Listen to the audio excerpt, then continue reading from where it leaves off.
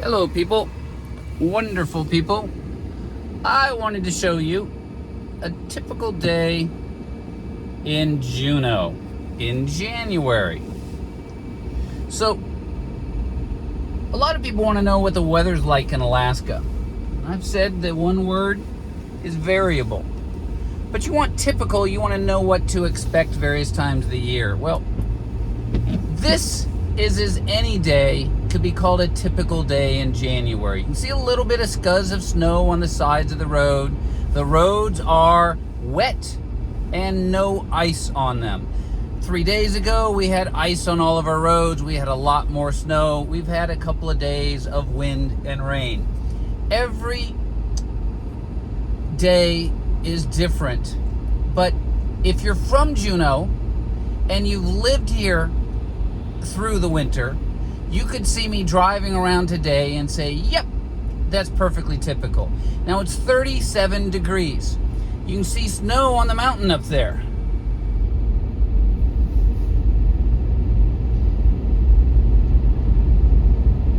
So, is this an impossible world to live in? No. We get an awful lot of rain, an awful lot of windstorms, and we get irritating weather an awful lot of the time. But today's not one of those days. The sidewalks are clear, and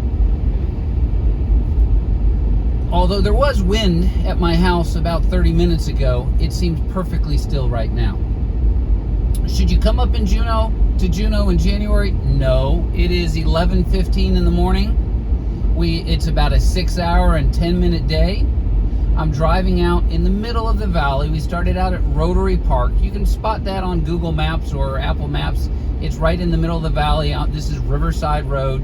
If you live in Juneau, this is absolutely a typical valley road that everybody knows. We do have a 4-lane expressway. You can see me having driven on that an awful lot. I wouldn't be filming this other than to show you a typical day in January or any month in Juneau. So,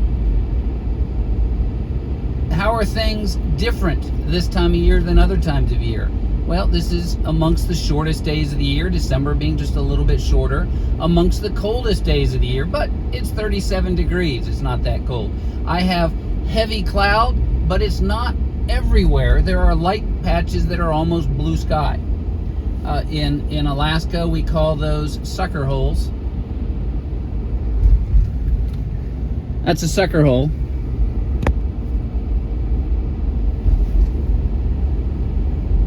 It makes you think, obviously, that we're going to get sunshine. And we could. Now, it's garbage day. Obviously, things are pretty typical here. Now, one of the things that I would recommend, if you're interested in Alaska, is you should check out a website called Q's, just the letter Q, and maybe it's apostrophe S, Greenland. It's a wonderful woman who's native-born Greenlander who has this quirky little channel. She hasn't been all that active lately, but she has showcased Greenland, and in many ways, it compares to my trying to showcase Alaska. To me, and it was interesting because I was talking to my kids about the difference between my channel and her channel. And her channel is she edits her videos a lot more than I do. It's quirkier. She's putting a lot of effort into polishing them. And I absolutely respect that. The reason I don't polish mine is not because I don't respect the process, it's because I don't have the ability yet. Editing is an entirely different mindset than producing this stuff, than being able to talk. So an awful lot of YouTube producers that don't have the gift of gab, and I don't have the gift of gab, but I do my best. They do scripted shows so that they can get something with more bang to it. And I have to agree that it looks wonderful, but I'm trying to get you more of a real feel. Whereas, with Q's Greenland, I, coming from Alaska, look at it and I can see behind the smiles that she's truly a happy person living a wonderful life.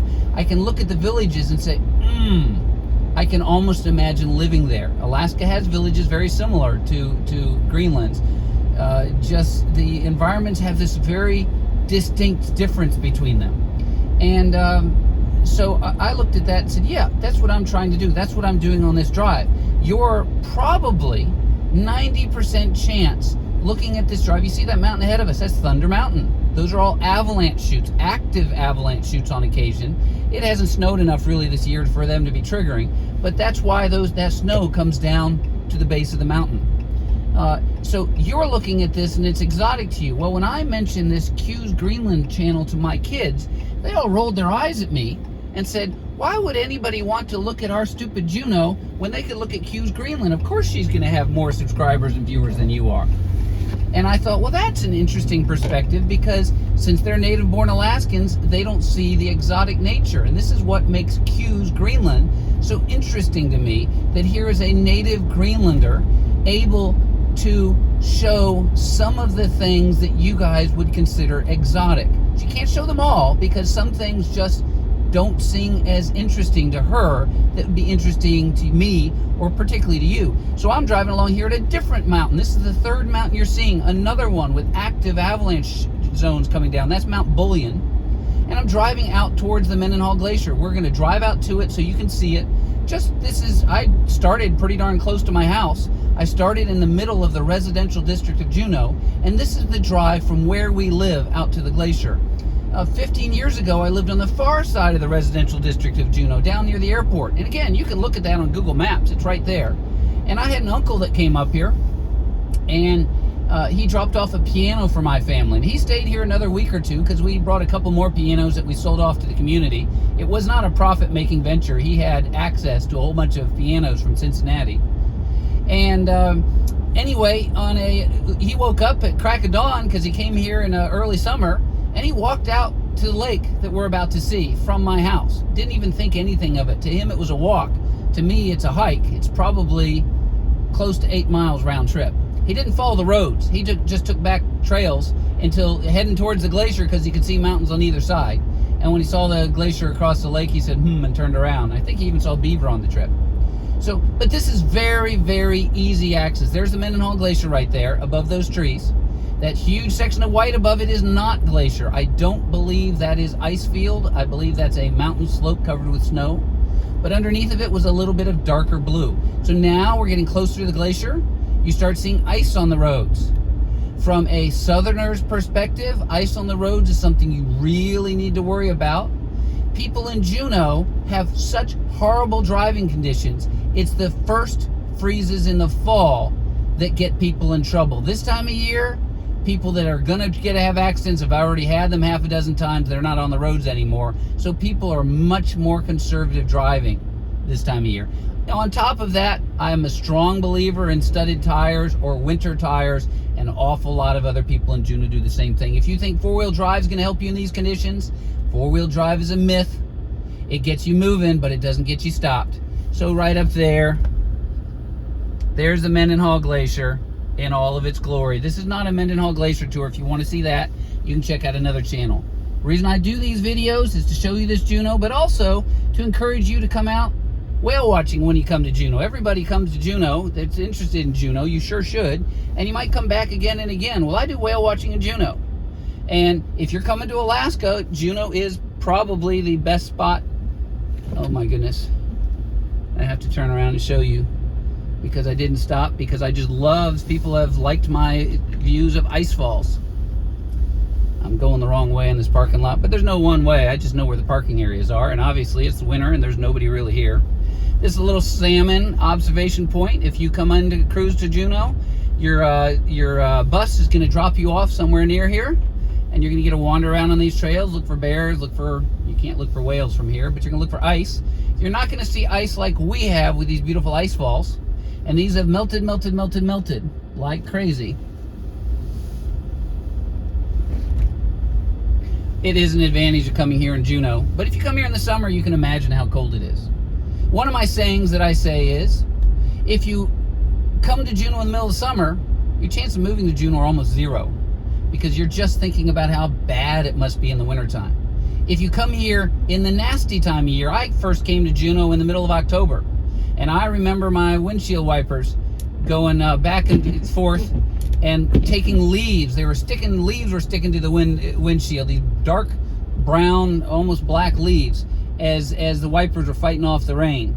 And it was the nastiest, ugliest thing I've ever seen. Back here, this is another little spot. This is my ongoing project. This is the man-made glacier. That pile of snow out there, yep, it's not much, but they have shoveled that off of the streets. So, and you can see, look at the ice right here. This is, if I juice it, listen to the engine. Yeah, this is with studded tires. I've only got it in two-wheel drive. I'd get it going a little bit faster without the studs, but you don't need, with studded tires, with good winter tires in this condition, what you care about is stopping, not going. If you can't go, you're in trouble. Another thing you can do is you can carry a couple of bags of ice melt, or a couple of plastic buckets full of that in the back of your vehicle, so that if you did get stuck or somebody else around you gets stuck, you can throw that underneath their wheels. It makes a world of difference for traction. Does any Alaskan do that? You betcha. Do people in Juneau do it?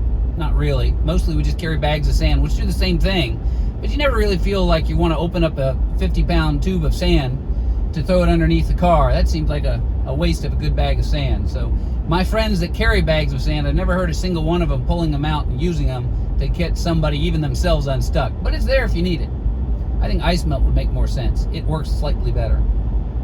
So it's Wednesday, so there's very little traffic around, and lots of people here are hiking, are outdoorsy people year-round. Now, it's January, and we can be hiking in this weather, but do we want to be hiking when it's blowing sideways and half an inch of rain in the day? And the answer is, well, we want to be, but do we go out hiking then? No, of course we don't. So we're very fickle on the weather. And, Q's Greenland again. I'm giving her a good pitch. I get nothing from it, but I would love to have a conversation with her. I'd love to have her come to Juneau, or me go to Greenland and bounce around with her, because the exotic nature that we would see in each other's place, having tried to convey with our own eyes, it's the outsider's eye that sees the exotic nature that we don't. And she and I are both trying to do the same thing. We're trying to gift to you something that locals have a really hard time gifting. This is why my children roll their eyes at the idea of this channel and say, why would anybody want to look at Juneau? It's just too boring. Well, I was born and raised in Florida, and I can blame my parents on that, just like you can blame your parents wherever you were born. To be an Alaskan, you have to spend your winters here. Now, sure, Native Alaskans get slightly more clout, and I would love it if a Native Alaskan did the same perspective, but it's kind of hard for them as well. It's hard for everybody to see the beauty of the place that they live and pass it on to the next guy.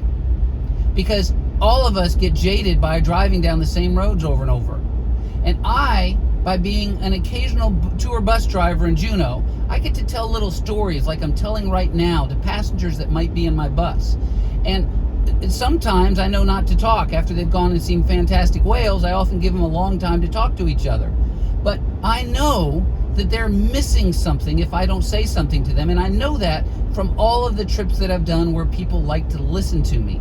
And I don't pretend to be God's gift to tour bus drivers or to pretty much anything. I just happen to enjoy what I'm doing, and I like to share. So this road that I'm driving down, again, this is Back Loop Road. It's not a main thoroughfare, but it's on the far side of the residential district. And I'm driving from the glacier down towards Auke Bay, where if you take a whale watching trip, is the harbor that we would take you from. The boats don't go from downtown because it's just too much time on the water to get to where the whales frequently feed. Although sometimes there have been whales, maybe 3 times a year, that show up right beside the cruise ship downtown, sometimes even breach right there, and the tourists that stay on board their ship get the best show of the day. That's just wildlife, and we've got plenty of it. I've seen bears running across. Oop, got to show this sideways. Here's the Mendenhall River. If you take the river rafting trip, you're going to go, they're going to take you from the lake, and you're not as close to the glacier as I took you, but they'll take you across the lake and they'll paddle you to the top of that river and they'll run it down. You down in a couple of miles. Right now, there's not nearly enough water for a raft to go down, and that rapid I just showed you is the biggest rapid of the river. It's a very nice little tour that you can certainly take. I believe there's only one operator that's offering that, Alaska Travel Adventures, and yeah, it's just a simple little river. Now, Alaska has tremendous whitewater rivers, but Juneau does not. We've got either straight up and down mountains, or we've got pretty darn flat stuff that's just about to hit the ocean. And that's basically what you get with the Mendenhall River. Except for that little rapid, it's a nice, beautiful, seeing people's backyard kind of river. This road, and again, typical in January, but there isn't really any typical weather. Here's a campground we're driving beside on the right-hand side. If you bring an RV up, you could stay there. But this road could be glare ice. We could have 2 feet of snow. We could have bone dry road and bone dry shoulders with no snow to be seen at all. It all comes and goes, but this is typical Juneau January weather with this snow. It could be minus 10 degrees. That's very, very cold by Juneau standards, Fahrenheit. Get 20 degrees, or what is that, about minus 8 Celsius. We get that all the time.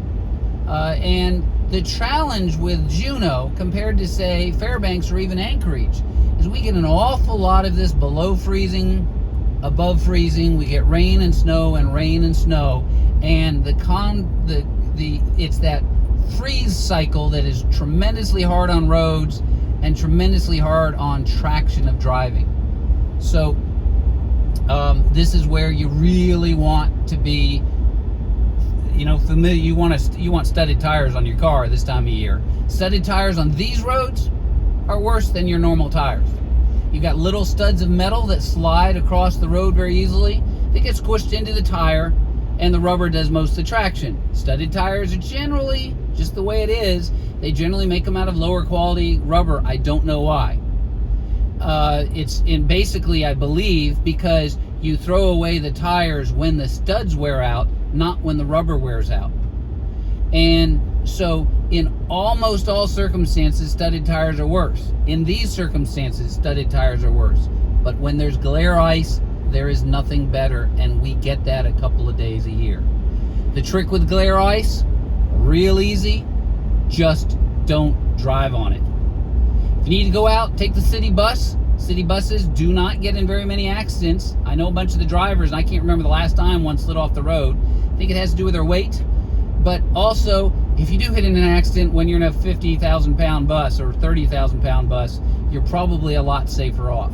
I don't mean to be scaring you off at all. It's just really smart to avoid glare ice conditions when you can. Otherwise, have studded tires, and remember, it's not you. You're not the only thing you need to worry about.